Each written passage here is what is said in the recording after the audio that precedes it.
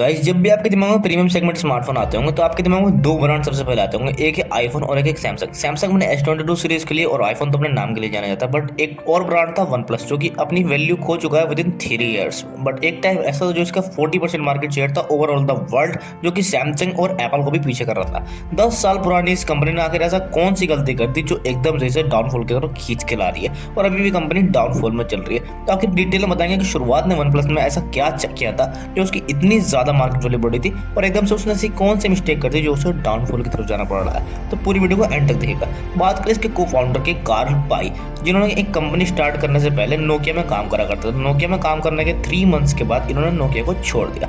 Nokia को छोड़ने के बाद ये ओप्पो ज्वाइन कर लिया और ओप्पो को ज्वाइन करने के बाद इन्होंने ओप्पो कंपनी में कई सारी चीजें देखी कि आखिर स्मार्टफोन्स ब्रांड्स ऐसी कौन सी मिस्टेक करती हैं जिससे कि पब्लिक उसे खरीदना नहीं चाहते और पब्लिक को ऐसा क्या चाहिए। तो उन्होंने गौर किया कि जब भी कोई ब्रांड अपनी अच्छे फीचर के साथ फोन लॉन्च करता है तो उसमें कोई ना कोई ऐसे मिस्टेक करता है जैसे कि उसका डिजाइन गलत कर देगा। अगर फीचर अच्छे है तो बैड डिजाइन, अगर दोनों चीज देगा तो उसका प्राइस इतना ज्यादा हाई कर देगा कि नॉर्मल पीपल उसे बाय नहीं कर सकते।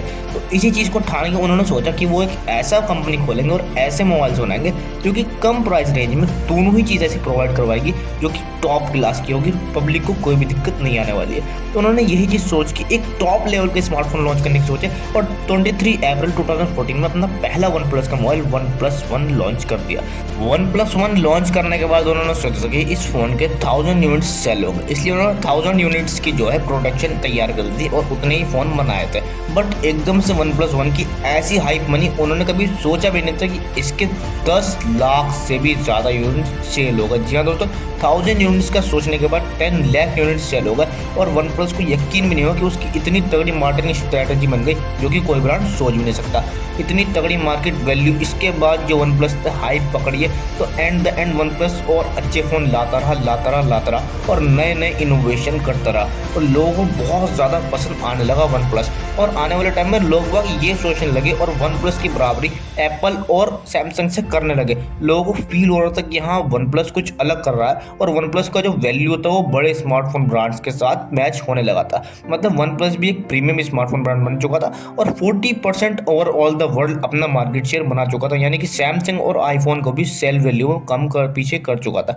बट पिछले पास्ट 3 इयर्स में ऐसा क्या हुआ जो वन प्लस एकदम से बेकार हो गया। तो दोस्तों वन प्लस जैसी जो यहाँ पे महामारी आई थी कोरोना नाम की, तो उस टाइम पे लोगों के पास बहुत कम जो है पैसे पड़े थे। जी दोस्तों, लोगों को मनी प्रॉब्लम हो रही थी, तो इसलिए वन प्लस ने सोचा कि मनी प्रॉब्लम है, हमें एक ऐसा फोन लॉन्च करेंगे जो कि सस्ता होगा और एक ओवरऑल अच्छे फीचर वाला फोन होगा।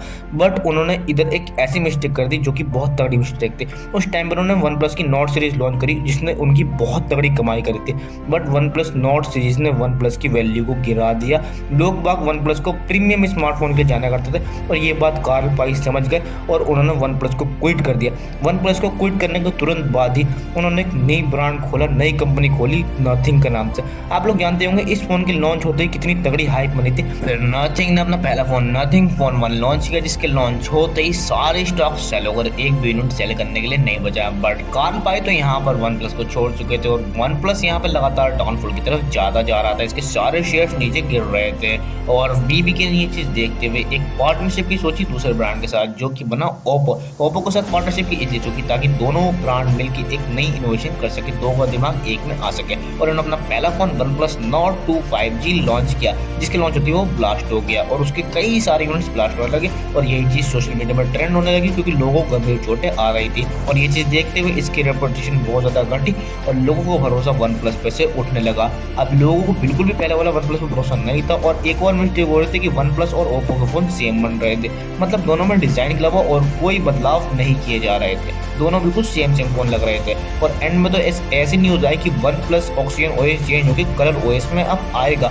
इस चीज में तो इतने ज्यादा ट्रोल किया गया वन प्लस को कि अब हमें क्या दोनों ही फोन ओप्पो के फोन मिलेंगे। मतलब वन प्लस बदल के आप ओप्पो बनाए जा रहे हो और प्राइस इसका ज्यादा हाई बना रखी है। यही चीज में वन प्लस परेशान हो गया और वन प्लस के 40% का शेयर नीचे आकर 20% पे आ गया। मतलब एक कंपनी जिसने पहले से अपना 40% मार्केट बनाई ऑल ओवर द वर्ल्ड और ब्रांड से कई गुना ज्यादा और एकदम से वो 20% में आ जाता तो कैसा लगता है वो तो ब्रांड ही जानता होगा। कार्ल पाई तो इस बात को पहले ही समझ गए थे, इसलिए उन्होंने वो ब्रांड छोड़ दिया। बट अब देखते हैं आगे वन प्लस इस चीज को ठीक कर पाता है या नहीं कर पाता है। वैसे वन प्लस का अभी भी इतना नाम है कि वो अगर अपनी गलती को सही करे तो अपनी वैल्यू दोबारा से बना सकता है।